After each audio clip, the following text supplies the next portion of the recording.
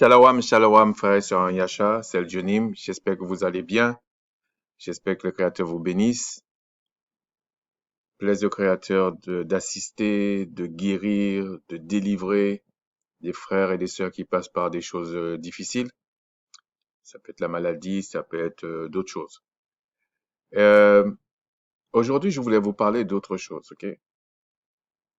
Je voulais vous parler d'une chose, pas d'autre chose, une chose que j'avais promis, qui était pourquoi dans Apocalypse, c'est un frère qui m'avait posé la question, pourquoi dans Apocalypse? Une fois n'est pas coutume, hein. Bon, mais là, j'ai trouvé ça intéressant. Pourquoi la tribu de Dan ne se trouve pas dans les 144 000, ok? Moi, je suis pas un gars de scoop, hein, donc c'est pas un scoop, et je suis pas un gars qui prétend révéler des choses que... Non, non, non, je suis pas dans cette logique-là, mais je vais vous dire ce que j'ai à cœur de vous partager. Mais avant ça, euh, j'ai vu une vidéo. Je pense que je vais pas citer la personne. C'est un frère. Euh, c'est pas parce que c'est un frère, c'est parce que je pense qu'il y a d'autres personnes qui pensent pareil, mais c'est très très chrétien en fait la démarche. Enfin, en tout cas une partie de la démarche. Ou alors ça veut dire que j'ai pas compris. Mais voilà ce que je vais dire. Et puis après, je reviendrai dans une autre vidéo si le Tout-Puissant le permet, et je vais rentrer en détail. Dans Romains 7, il est dit, nous savons qu'en effet, 7,14, nous savons qu'en effet, la loi, là, il parle de la loi en général, la loi est spirituelle, mais moi, je suis charnel, vendu au péché. Alors, on peut le prendre dans deux manières, la loi spirituelle. La partie sainte comme la globalité. Ça veut dire les punitions, les malédictions, les bénédictions, et, on va dire les malédictions, soit vous dites les malédictions et les bénédictions, ou les punitions et les récompenses. Parce qu'on peut pas maudire Israël, ok? Donc, il faut comprendre pourquoi je dis ça. Je expliquerai ça la prochaine fois s'il le faut. Ensuite, voilà, il y a un autre verset qui dit, celui qui supprimera l'un de ses plus petits commandements, et puis il explique, ça c'est le Christ, on l'attribue au Christ, qui enseignera aux hommes à faire de même, sera appelé le plus petit dans le royaume des cieux, mais celui qui les observera et qui enseignera à les observer, celui-là sera appelé grand dans le royaume des cieux. Ensuite, il y a autre chose. Ça, c'est dans Jacques 14, à partir du verset, euh, on va dire du verset 11. Ne parlez pas mal les uns des autres frères.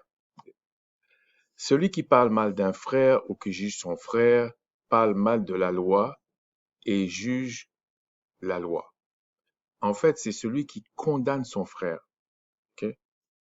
Celui-là parle mal de la loi et juge la loi. En fait, il est en train de dire, est-ce que la loi, il y a des choses qui sont pas bonnes dedans, parce que Or, si tu juges la loi, tu n'es pas observateur de la loi, mais tu en es juge.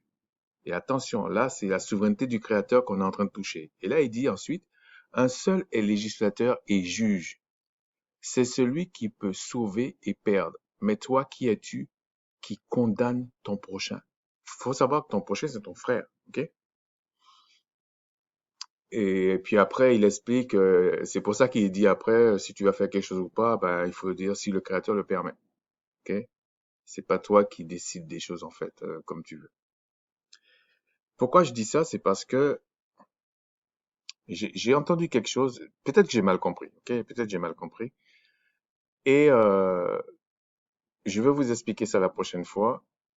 Mais simplement pour vous mettre à- la puce à l'oreille, c'est simplement Christ, quand il a pris la Pâque avec les apôtres, il a mangé de l'agneau. Ok? Christ a accompli toute la loi. Mais bon, on reviendra sur ça. Ce que je voulais vous partager, c'est on va regarder. Donc la question c'était pourquoi la tribu de Dan n'est pas dans les 144 000 dont on parle dans Apocalypse 7. Bon, je, je préfère mettre un petit aparté. Je suis pas dénominationnel, je suis pas catholique, je suis pas témoin de Jéhovah, je suis pas pentecôtiste, je suis pas tout ça. Donc, arrêtez de venir avec vos dogmes. Ou alors, vous annoncez la couleur. Moi, je suis ceci, et moi, je dis que c'est comme ça. J'ai pas de problème avec ça. Mais ne me faites pas croire que vous venez tout à fait innocemment et puis me raconter les trucs de votre boutique. C'est pas, franchement, je m'en fiche un peu, mais je peux comprendre que quelqu'un qui croit en une chose assume la chose. Et moi, j'ai pas de problème avec ça. Mais c'est pas mon propos. Je parle à mes frères et sœurs, je parle à ceux que je crois que le Créateur a appelés à la repentance. Le reste, ben, le juste vivra par sa foi. Donc, on va pas changer les choses juste pour vous. Alors, on nous parle, je sais pas si je vais tout lire à chaque fois, mais dans Apocalypse 7, quand vous lisez la première partie, on vous dit, j'ai entendu le nombre de ceux, verset 4, qui avaient été marqués dans du sceau, puis après il explique le sceau et tout ça, enfin avant. Euh, 144 000 de toutes les tribus des fils d'Israël. De la tribu de Juda, 12 000 marqués du sceau, de la tribu de Ruben, etc. Il parle de plusieurs, mais on ne voit pas d'âne. En revanche, on voit apparaître, on voit la tribu de Manassé et la tribu de Joseph. Ok, je dis pas plus pour l'instant. Ok. Ensuite, lorsqu'on va dans Josué, il y a la tribu de Dan. Je vais vous le montrer. Oui. Alors ici, on dit 1948, tel fut l'héritage de la tribu des fils de Dan. Mais ici, on ne voit pas la tribu de Joseph, on voit plutôt la tribu de euh, Manassé et d'Éphraïm, qui sont les deux fils de Joseph. Ensuite, dans le livre d'Ézéchiel 48, ici, on nous parle aussi des tribus, et là, il y a Dan. Donc, on vous parle de Benjamin, Siméon, Issachar, Gad, mais je vais vous montrer, je pense que le premier c'est Judas, mais il y a aussi Dan. Alors, Aser, Nephtali, ici il y a encore Manassé, Ephraim, Ruben, Judas, mais je pense que le premier c'était Dan. Je ne veux pas vous dire, oui, voilà. Ici c'est Dan, ok? Dan, une tribu. Mais la question c'était, pourquoi il n'y a pas Dan?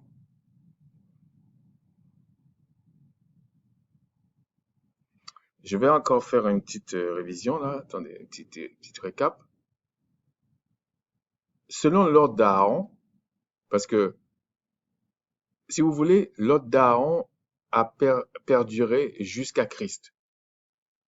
Et à partir de Christ, qui est souverain sacrificateur selon l'ordre de Melchisédek, lui, c'est l'homme, le second Adam, l'homme spirituel.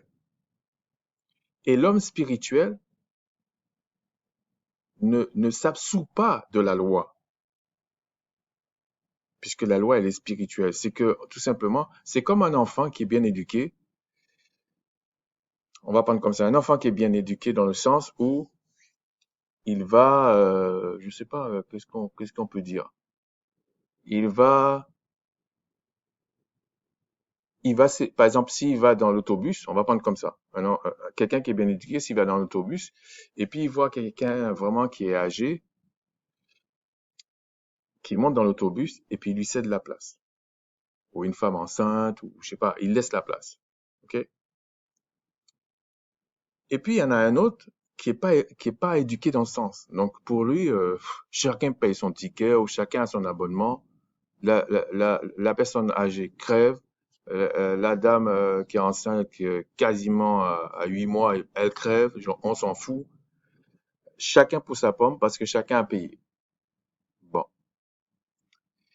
Mais le problème qui se passe, c'est que, vous voyez, celui qui est pas éduqué dans le bon sens du terme, qui pense à sa pomme, en fait, celui-là, la loi, la loi est là, en fait. La loi le juge et même le condamne.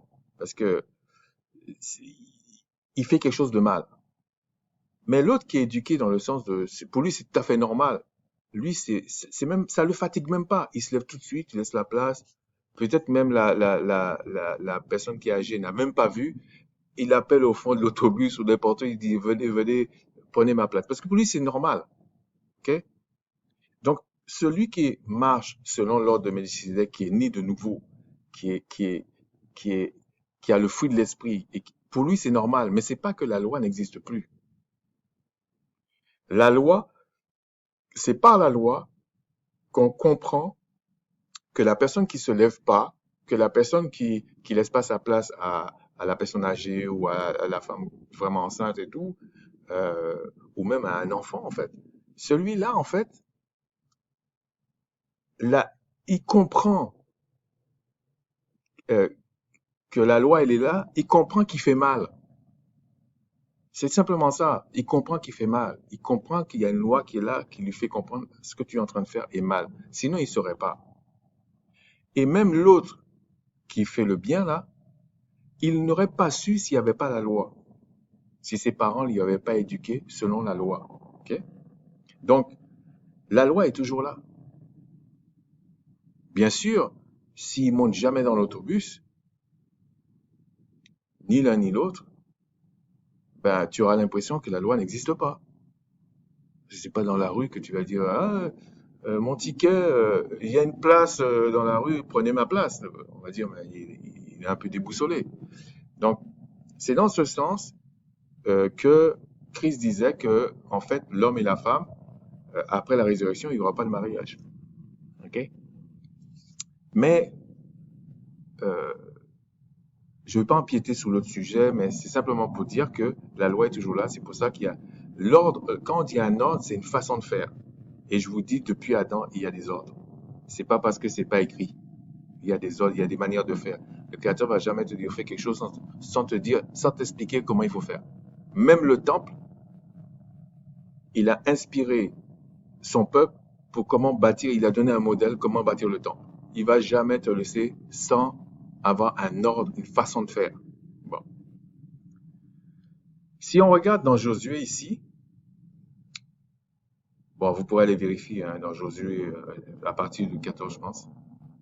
Vous voyez, il y a 13 tribus, mais en réalité, dans le partage des terres, même s'il y avait un lieu pour les Lévis, ils n'avaient pas du terrain avec, pour faire de l'agriculture, pour faire des choses comme ça. Ils n'avaient pas ça parce que eux, ils devaient servir dans le temple, ok, dans le temple, dans le tabernacle, etc.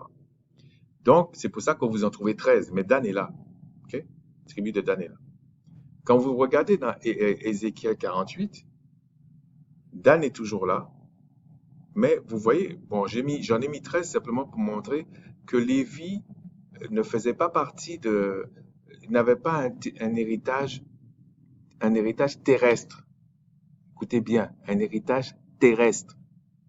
Eux, ils devaient, bien sûr, ils habitaient quelque part, bien sûr, mais ils devaient servir, c'était les prêtres, en fait, qui étaient là. Mais ici, dans Apocalypse 7, regardez comment c'est fait. Apocalypse 7. Quand vous lisez ici, qu'est-ce qu'on vous dit? À partir du verset 9.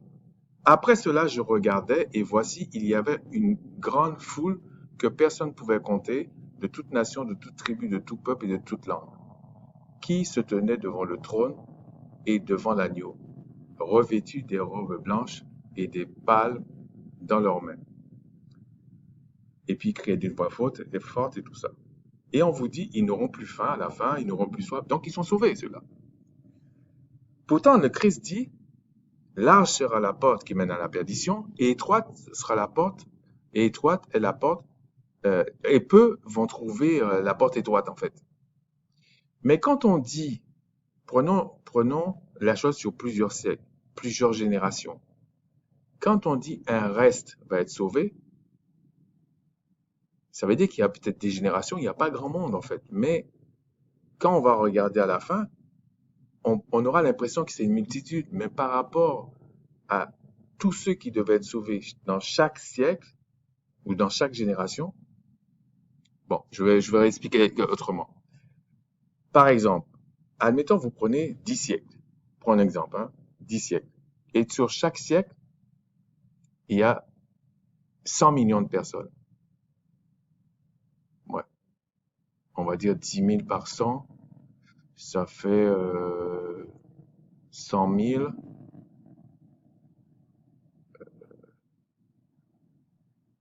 Si on dit 100 millions, en tout cas, ça fera au moins 1 milliard, ok? Donc, si on prend comme ça, c'est simplement, on va dire, peut-être qu'il y aura 200 millions qui vont être sauvés ou 300 millions, mais ça reste quand même un reste par rapport à 1 milliard. Mais vous voyez très bien que 300 millions, ben, vous pouvez pas le compter. Vous allez voir beaucoup de personnes. Ben, quand on dit une multitude, il faut comprendre dans quel sens il parle.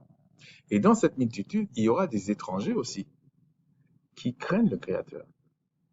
Mais il y a certains types d'héritage qui n'auront pas. Ce que je veux dire par là, c'est que dans cette multitude, il y aura la tribu de Dan. Il y aura ceux de la tribu de Dan. Pourquoi dans les 144 000, ils y sont pas? D'ailleurs, il n'y a pas que la tribu de Dan qui n'est pas. Il y a Ephraïm aussi. Pourtant, dans les deux cas que je vous ai montrés, aussi bien Josué que dans Ézéchiel, il y a Ephraïm et il n'y a pas Joseph. Et tout d'un coup, Joseph réapparaît dans les 144 000. En fait, si vous allez lire, bon, je ne vais pas le lire, hein, si vous allez lire l'histoire qui est dans Juge, attendez,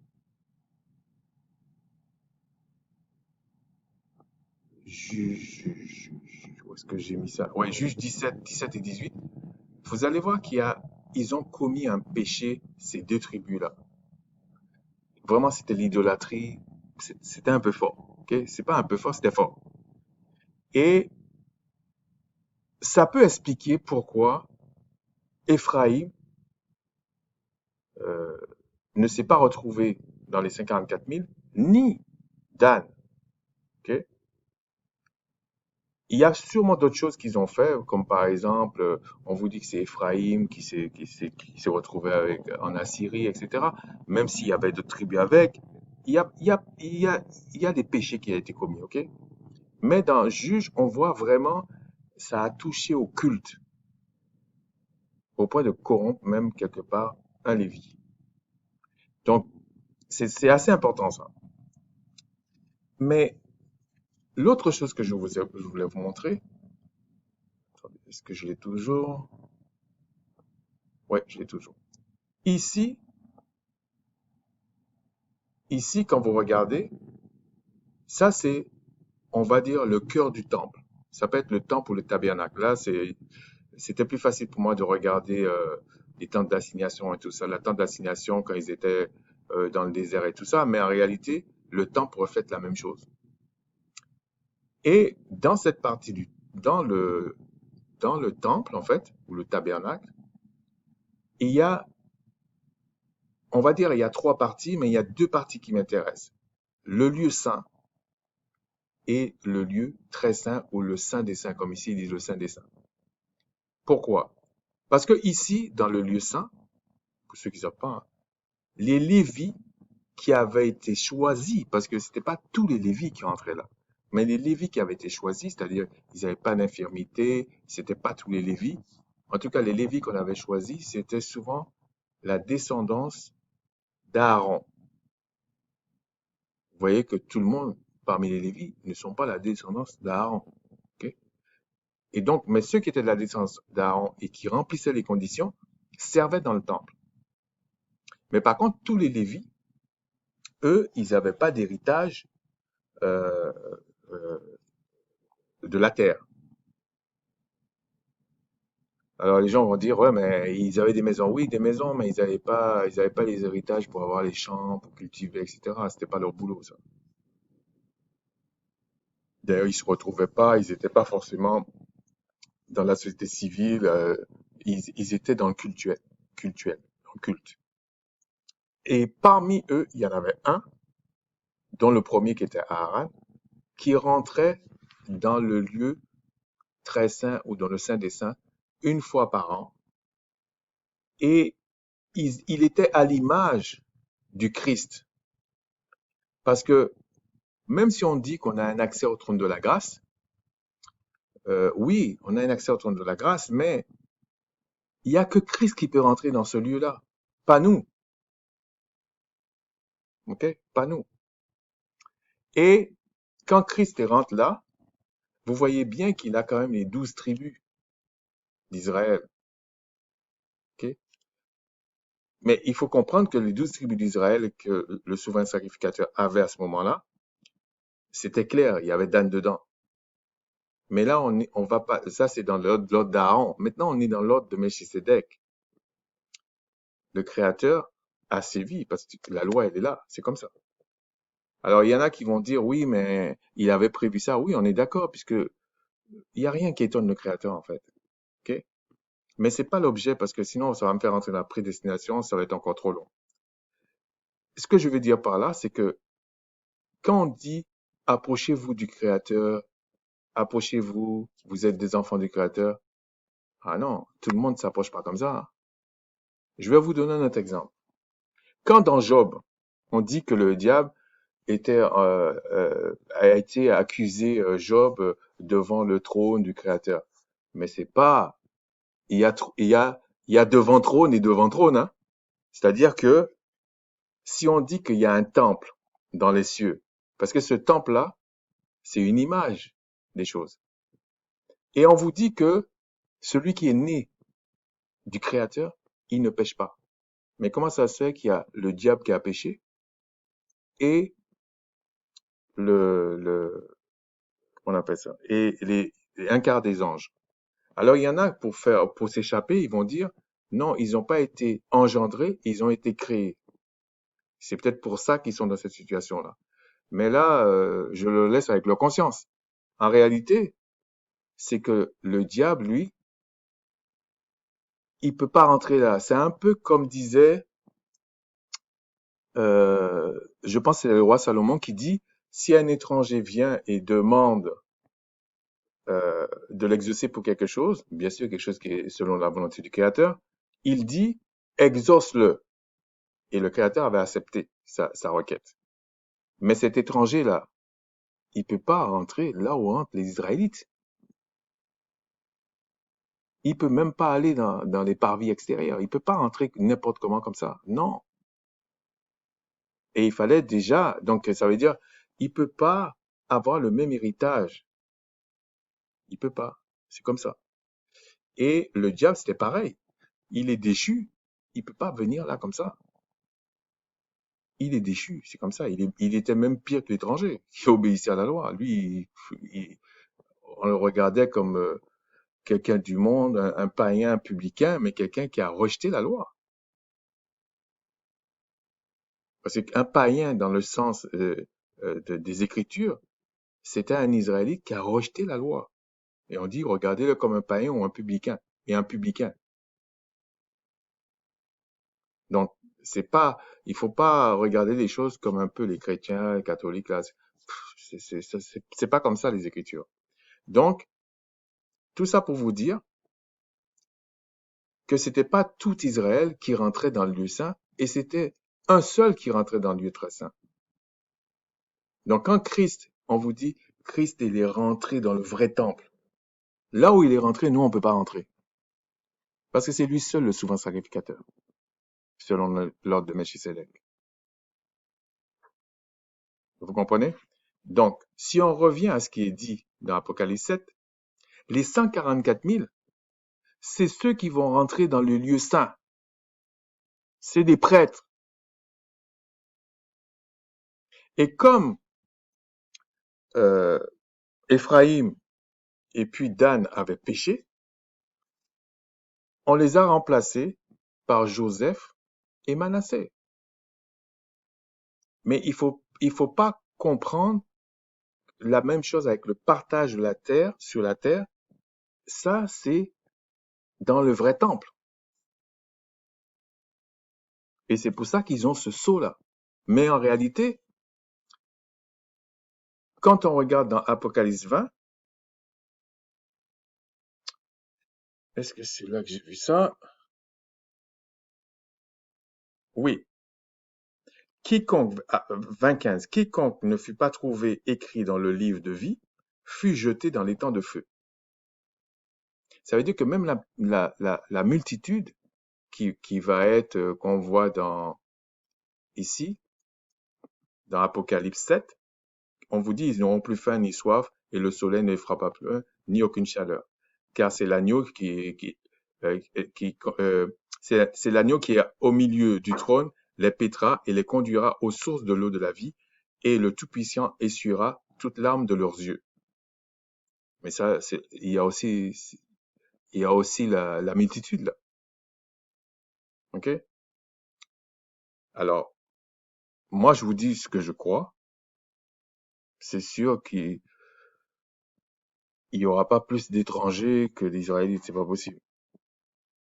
Parce qu'il faut déjà être sensible à la parole du Créateur, selon l'esprit du Créateur.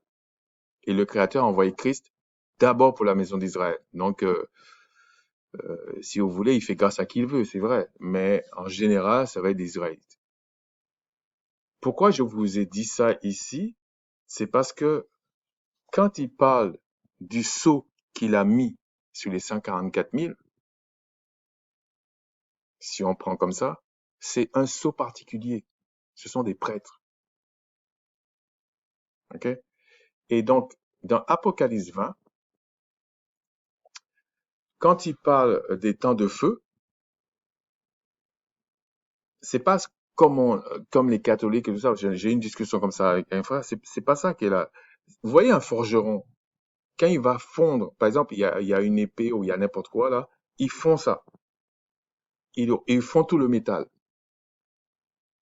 Il va faire autre chose avec, mais c'est plus une épée, c'est plus rien. Donc, ça n'existe plus l'épée. Mais ça va être la même chose les temps de feu. Les temps de feu, c'est pour remodeler ça, hein. Ça veut dire qu'il t'a détruit, en fait.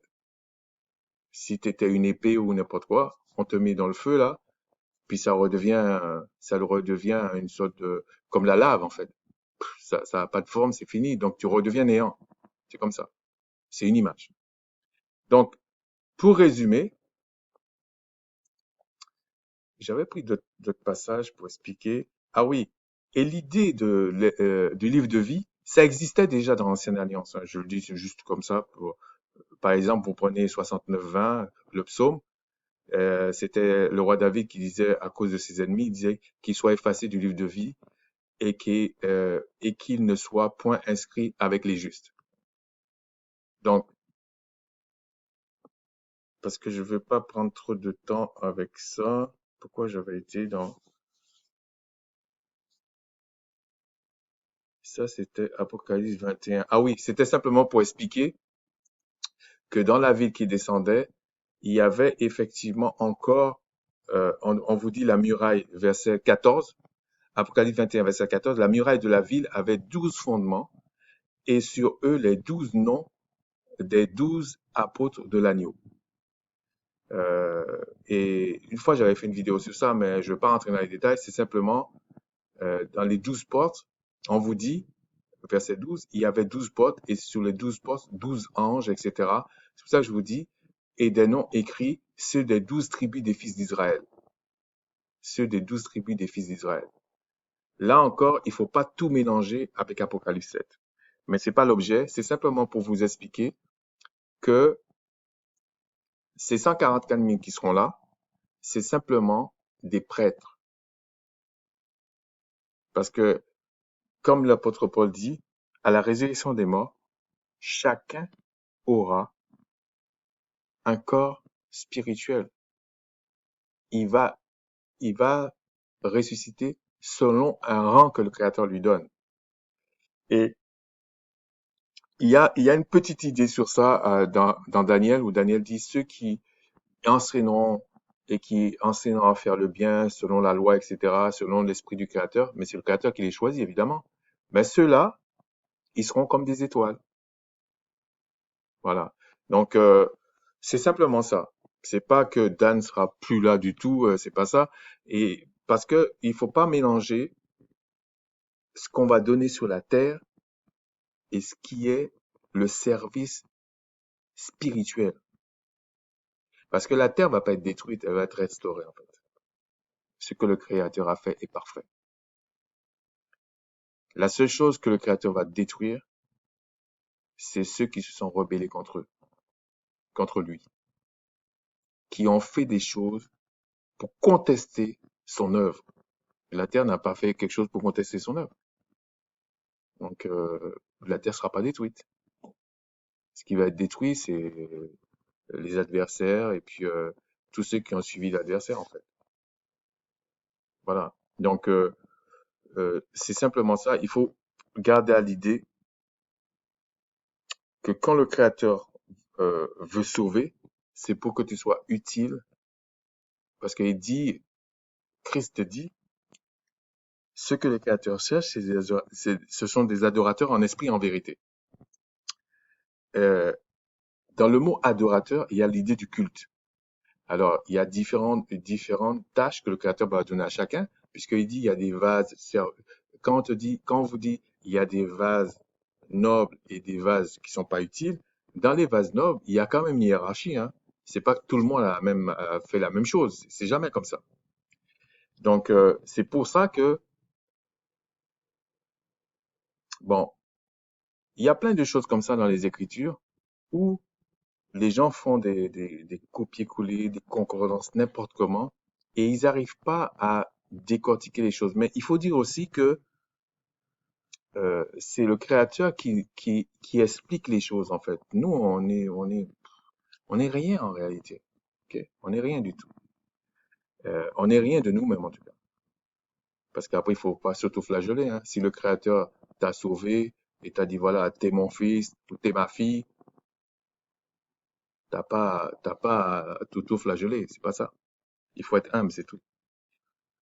Et donc, je disais, dans le temple, il faut comprendre que dans le temple, les Lévites étaient eux, si vous voulez, les 144 000, ce sont les Lévites dans le vrai temple. Dans la ville qui va descendre là, il y a un temple dedans. OK? Ça va être ceux-là, en fait. C'est comme si c'est des Lévites selon l'ordre de Melchisedec, les 144 000. C'est pour ça que ça me fait un peu rigoler. Je dis franchement, ça me fait un peu rigoler quand je vois certains qui se prennent pour les 144 000. Là, c'est un petit problème parce que ils vont être jugés plus sévèrement. Et la multitude qui est là, ben, c'est la multitude qui va être dans la ville, en fait, dans la ville, et puis qui va venir au parvis, et puis qui va venir ben, pour le culte et tout ça, qui va venir faire les choses selon le Créateur. Alors, il n'y aura pas de sacrifice d'animaux. Et à ce propos, je parlerai de ça la prochaine fois, si vous voulez, si le Créateur le permet. J'ai vu un site je pense c'est un chrétien. Franchement, il m'a un peu choqué. Bon, il a compris que quand même les lois cérémonielles, en fait, si vous voulez, pour lui, les lois cérémonielles et ce qu'il appelle les lois civiles, ça n'existe plus. Mais en même temps, les lois civiles, ça existe quand même puisqu'ils se marient. Je veux dire, à un moment donné, c'est ça qui m'agace avec certaines choses qu'on dit, parce que ça me saute aux yeux, en fait, tout de suite. Je dis, mais c'est pas cohérent, en fait. C'est pas cohérent. C'est pour ça que tout à l'heure, j'ai dit, et je veux revenir sur ça, que Christ a quand même mangé de l'agneau.